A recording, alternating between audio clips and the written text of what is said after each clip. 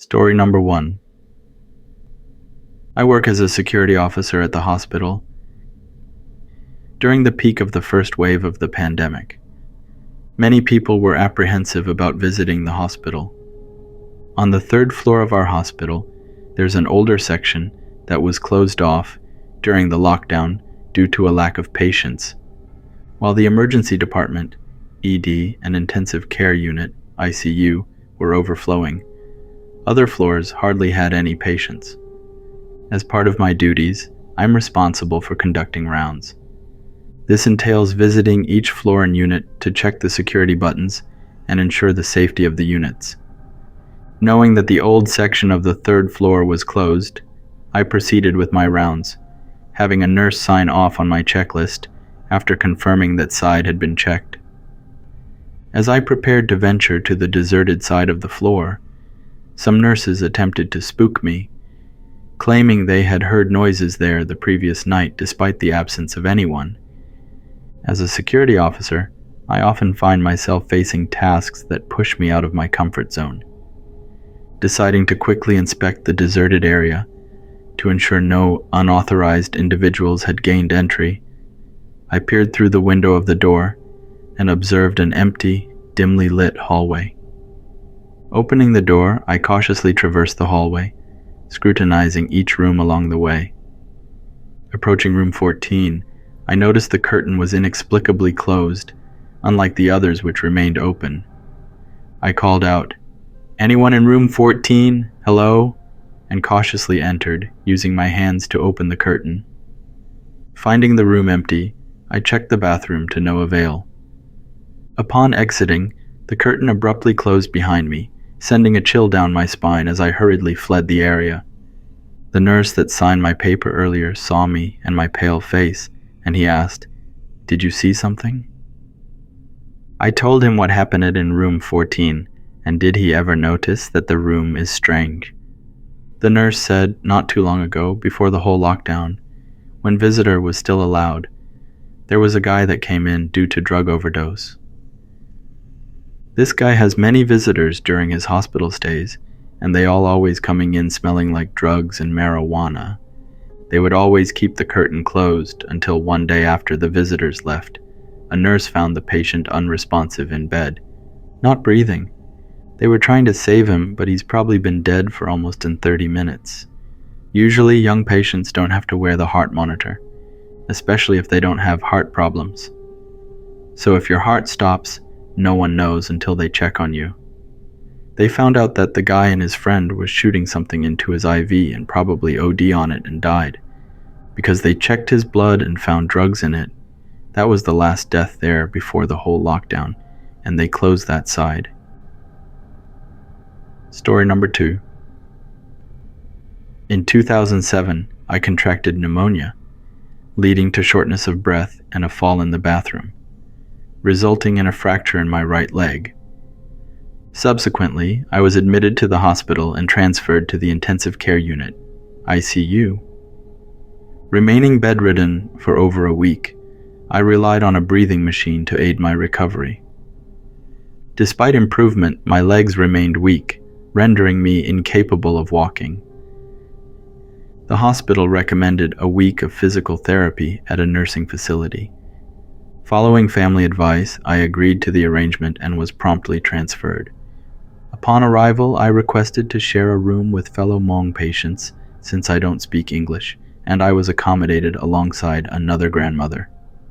Despite occasional confusion from my roommate, attributed to her age and visual impairment, we engaged in conversations about our shared heritage and familial experiences. During my 5th night at the facility, while feeling unwell with a fever around 10 p.m., I awoke to the sound of my roommate attempting to rise from her bed. Advising her against standing, I witnessed her leaving the room and followed her outside. In the dimly lit parking lot, she uttered, "Daughter, don't follow me," before the door abruptly closed behind me, startling me awake. It was just a dream. However, when I woke up from this dream of chasing after the grandmother, I was disoriented and found myself already back in the hospital. Unaware of the circumstances that led to my return, Later, I learned that my high fever prompted my transfer back to the hospital. After 2 days in the hospital, I was once again transferred to the nursing facility at 2 p.m. Meanwhile, the grandmother in the shared room received numerous visitors. Exhausted, I fell asleep only to be awoken at 1 a.m. by the entrance of a tall man. Although obstructed by a curtain, I observed him wheeling the grandmother away on a gurney, concealed under a white sheet. Disturbed by the incident, I struggled to sleep thereafter. The following day, I arranged for my discharge, eager to return home. In our belief, when you dream of someone going away, they're going to die. Story number 3. I have been a psychiatric nurse for a considerable period. As a nurse, I have often felt that many mental health issues within our community remain unaddressed. I prefer not to disclose the city I reside in, as it is small, but I work in a psychiatric unit. One day, a young Hmong man named Billy was admitted. He initially arrived at the hospital due to being a danger to himself. Once deemed stable, and after passing his psychiatric evaluation, he was transferred to the facility where I work to ensure compliance with his medications. Billy is one of those individuals who hears voices. Despite this, he is genuinely kind and cautious around other patients whom he perceives as unstable. How he discerns their condition remains a mystery. According to Billy, these patients are accompanied by spirits, visible only to him, not to me or anyone else. Billy stayed with us for over a week before his family came to take him home. Before leaving, he warned me about October 11th, predicting something ominous would occur. "Brother, remember October 11th. Be careful on that day," he cautioned. Billy did not elaborate further. When he mentioned this in July, I dismissed it amidst the chaos of our daily routines. However, on October 11th, I was working the night shift.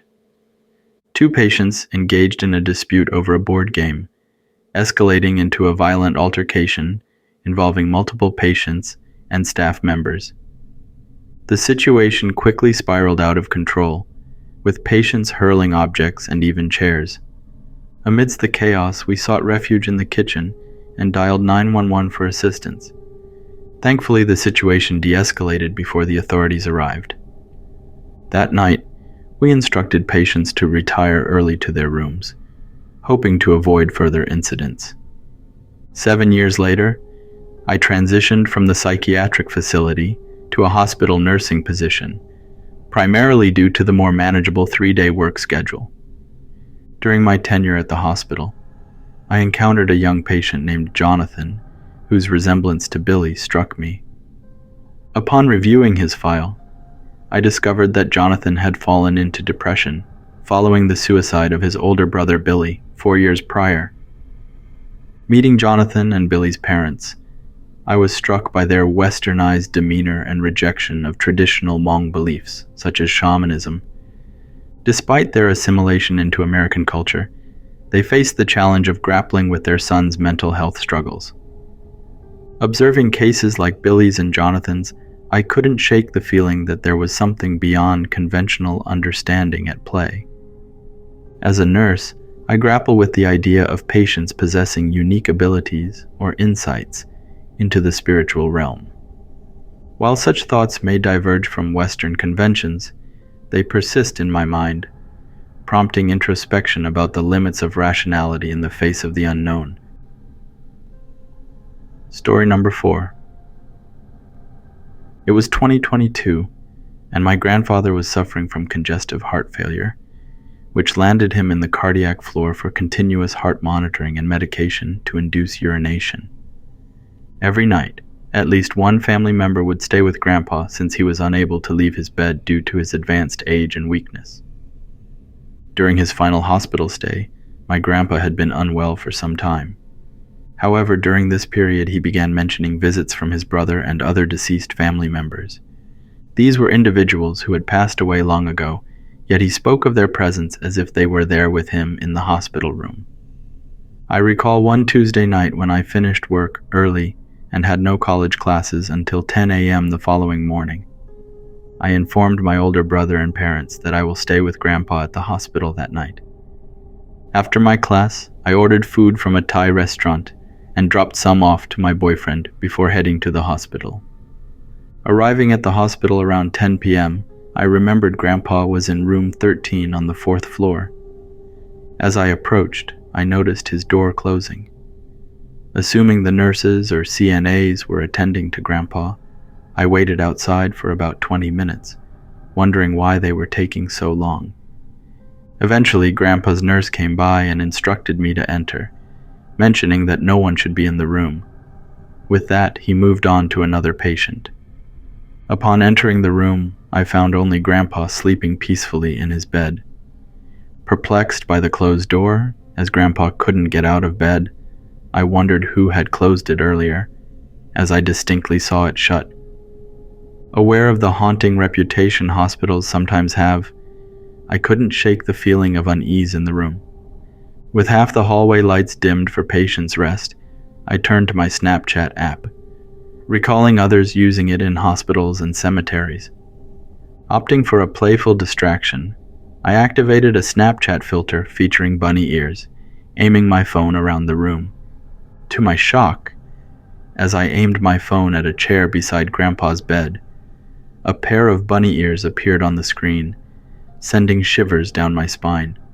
Startled, I hurried out into the hallway and texted my boyfriend to join me at the hospital, explaining what had happened.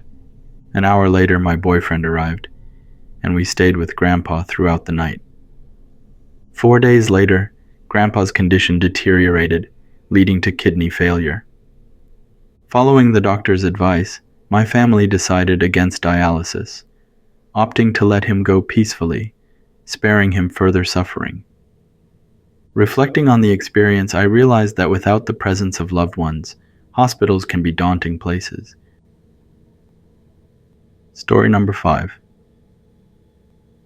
My husband and I had just welcomed our 5th child, a girl. For those who have waited a long time for a child, you know that as you grow older, the risks increase. At 43 years old, I had just given birth to our 5th child, and everything seemed fine. Nothing out of the ordinary had occurred. We named our 5th child Destiny. As my husband and I discussed this being our last child, I held our baby while he continued talking. I found myself dozing off, not very alert. Suddenly, I opened my eyes and told my husband that I felt like my heart was racing and I was going to faint.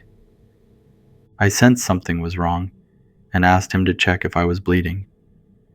He removed the blanket, revealing a significant amount of bleeding between my legs.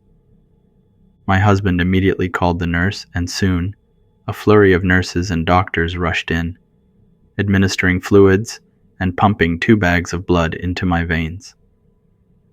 They hurried me to the operating room, where the doctor informed me that he needed to remove my uterus to stop the bleeding.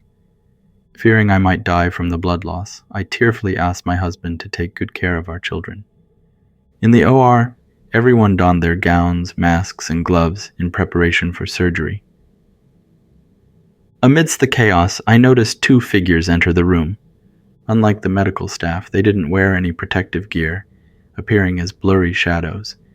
These figures, with only eyes and no discernible nose or mouth, spoke to me, urging me to go back, reassuring me that it wasn't my time yet.